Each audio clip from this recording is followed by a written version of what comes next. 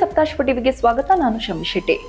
ಈ ಯುದ್ಧಗಳ ನಡುವೆ ಪ್ಯಾನ್ ಇಂಡಿಯಾ ಸಿನಿಮಾಗಳನ್ನ ಬೆನ್ನಿಗೆ ಮಾಡ್ತಾ ಇರುವಂತಹ ಯಶ್ ಅವರ ಟಾಕ್ಸಿಕ್ ಸಿನಿಮಾದ ರಿಲೀಸ್ಗಾಗಿ ನೀವೆಲ್ಲರೂ ಕಾಯ್ತಾ ಇದ್ರಿ. ಆದ್ರೆ ಶಾಕಿಂಗ್ ನ್ಯೂಸ್ ಏನಪ್ಪಾ ಅಂದ್ರೆ, ಈ ಯುದ್ಧಗಳ ಕಾಟದಿಂದ ಇತ್ತ ಕಡೆ ಟಾಕ್ಸಿಕ್ ಸಿನಿಮಾ ರಿಲೀಸ್ ಡೇಟ್ ಕೂಡ ಒಂದಕ್ಕೆ ಹೋಗಿದೆ.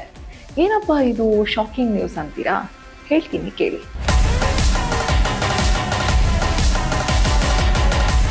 ಯಾವುದೇ ದೇಶ ಯುದ್ಧ ಮಾಡಿದ್ರೂ ಅದರ ಪರಿಣಾಮ ಬರೀ 2 ದೇಶಗಳಿಗೆ ಮಾತ್ರ ಸಮಸ್ಯೆ ಉಂಟು ಮಾಡೋದಿಲ್ಲ.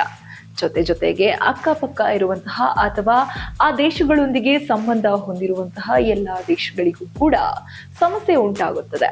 ಹೌದು, ಇಸ್ರೇಲ್ ಇರಾನ್ ಯುದ್ಧದ ಪರಿಣಾಮ ಎಷ್ಟರ ಮಟ್ಟಿಗೆ ಬೀರಿದೆ ಅಂದ್ರೆ ಎಲ್ಲಾ ದೇಶಗಳಿಗೂ ದೊಡ್ಡ ಹೊಡೆತ ಬಿದ್ದಿದೆ. ಈ ಯುದ್ಧ ರಾಜಕೀಯದ ಮೇಲೆ ಮಾತ್ರ ಪ್ರಭಾವ ಬೀರಿಲ್ಲ, ಜೊತೆಗೆ ಭಾರತ ಸಿನಿಮಾಗಳಿಗೂ ಪ್ರಭಾವ ಬೀರಿದೆ. ಹೌದು, ರಾಕಿಂಗ್ ಸ್ಟಾರ್ ಯಶ್ ಅವರ ಬಹು ನಿರೀಕ್ಷಿತ ಸಿನಿಮಾ ಟಾಕ್ಸಿಕ್ ರಿಲೀಸ್ ಡೇಟ್ ಮುಂದೆ ಹೋಗಿದೆ. ಈ ತಿಂಗಳೇ ಟಾಕ್ಸಿಕ್ ಸಿನಿಮಾ ಥಿಯೇಟರ್ಗೆ ಬರಲಿದೆ ಅಂತ ಅಭಿಮಾನಿಗಳು ಕಾಯತುರದಿಂದ ಕಾಯ್ತಾ ಇದ್ರು. ಆದ್ರೆ ರಿಲೀಸ್ ಡೇಟು ಮುಂದಕ್ಕೆ ಹೋಗಿರುವುದು ನಿರಾಸೆ ತಂದಿದೆ. ಏನಪ್ಪಾ ಇದು, ಯುದ್ಧಕ್ಕೂ ಸಿನಿಮಾಗೂ ಏನ್ ಸಂಬಂಧ? ಯಾಕೆ ರಿಲೀಸ್ ಡೇಟ್ ಮುಂದಕ್ಕೆ ಹೋಯ್ತು? ಅಲ್ಲೆಲ್ಲೋ ಬೇರೆ ದೇಶದಲ್ಲಿ ನಡೀತಾ ಇರೋ ಯುದ್ಧಕ್ಕೆ ನಮ್ಮ ದೇಶದಲ್ಲಿ ಯಾಕೆ ಸಿನಿಮಾನ ಮುಂದೆ ಹಾಕ್ಬೇಕಿತ್ತು? ಯಾಕೆ ರಿಲೀಸ್ ಮಾಡದೆ ಬಿಡಬೇಕಿತ್ತು ಅನ್ನೋ ಪ್ರಶ್ನೆ ನಿಮಗ್ ಮೂಡ್ಬೋದು. ಹಾಗೇನೆ ಮುಂದೆ ಹೋಗಿದ್ರೆ ಯಾವ ಡೇಟ್ಗೆ ತೆರೆ ಮೇಲೆ ಬರುತ್ತೆ ಸಿನಿಮಾನ, ನಾವ್ ಯಾವಾಗಪ್ಪ ನೋಡ್ತೀವಿ ಅಂತ ಕ್ಯೂರಿಯಾಸಿಟಿನೂ ನಿಮ್ಗಿರ್ಬೋದು. ಅದನ್ನೆಲ್ಲ ಹೇಳ್ತೀನಿ, ವಿಡಿಯೋನ ಫುಲ್ ನೋಡಿ.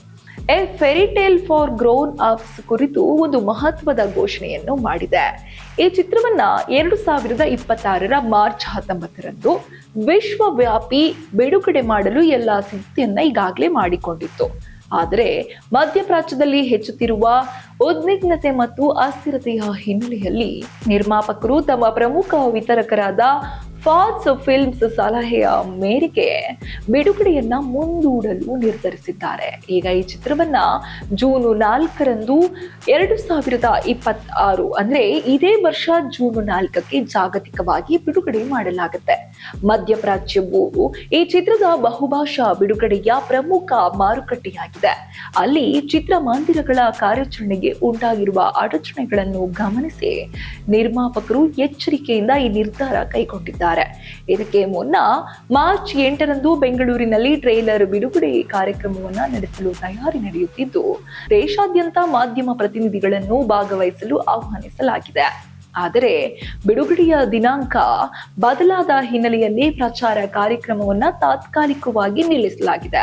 A fairy tale for grown ups ಚಿತ್ರವನ್ನ ನಾವು ಜಾಗತಿಕ ಪ್ರೇಕ್ಷಕರಿಗಾಗಿ ರೂಪಿಸಿದ್ದೇವೆ.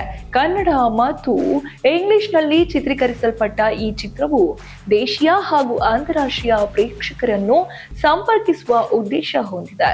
ಮಾರ್ಚ್ 19 ಬಿಡುಗಡೆ ಮಾಡಲು ನಾವು ಉತ್ಸುಕರಾಗಿದ್ವಿ. ಆದರೆ ಮಧ್ಯಪ್ರಾಚ್ಯದಲ್ಲಿ ಉಂಟಾಗಿರುವ ವಾರ್ನಿಂದ ನಮ್ಮ ತಂಡದ ಪ್ಲಾನ್ ಮೇಲೆ ಪ್ರಭಾವ ಬೀರಿದೆ.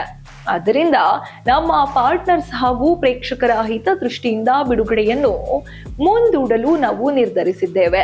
ನಿಮ್ಮ ಸಹಕಾರ ಮತ್ತು ಪ್ರೀತಿಗೆ ಧನ್ಯವಾದಗಳು ಎಂದಿದ್ದಾರೆ. ಈ ಎಲ್ಲ ಕಾರಣಗಳಿಂದ ಸಿನಿಮಾವನ್ನ ಜೂನ್ 4, 2026 ಇಂಗ್ಲಿಷ್ ಮತ್ತು ಭಾರತೀಯ ಭಾಷೆಗಳಲ್ಲಿ ವರ್ಲ್ಡ್ ವೈಡ್ ರಿಲೀಸ್ ಆಗ್ತಿದೆ.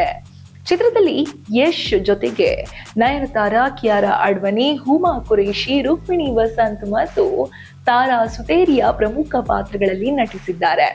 ಯಶ್ ಬರೆದ ಈ ಚಿತ್ರವನ್ನು ಗೀತು ಮೋಹನ್ ದಾಸ್ ನಿರ್ದೇಶಿಸಿದ್ದಾರೆ. ಕನ್ನಡ ಮತ್ತು ಇಂಗ್ಲಿಷ್ನಲ್ಲಿ ಚಿತ್ರಿಸಲ್ಪಟ್ಟ ಈ ಚಿತ್ರವನ್ನ ಹಿಂದಿ, ತಮಿಳು, ತೆಲುಗು ಮತ್ತು ಮಲಯಾಳಂ ಭಾಷೆಗಳಲ್ಲಿ ಕೂಡ ಡಬ್ ಮಾಡಲಾಗಿದೆ. ಒಟ್ಟಾರೆ KVN ಪ್ರೊಡಕ್ಷನ್ ಮತ್ತು ಮಾನ್ಸ್ಟಾರ್ ಮೈಂಡ್ ಕ್ರಿಯೇಷನ್ಸ್ ನಿರ್ಮಿಸಿರುವ ಈ ಚಿತ್ರ ಜೂನ್ 4, 2026 ವಿಶ್ವಾದ್ಯಂತ ಅಬ್ಬರಿಸಲು ತಯಾರಾಗ್ತಿದೆ. ಇದಾಗಿತ್ತು ಈ ಹೊತ್ತಿನ ವಿಶೇಷ. ಇನ್ನಷ್ಟು ಅಪ್ಡೇಟ್ಸ್ಗಾಗಿ ನೋಡ್ತಾ ಇರಿ ಸಪ್ತಾಶ್ವ ಟಿವಿ.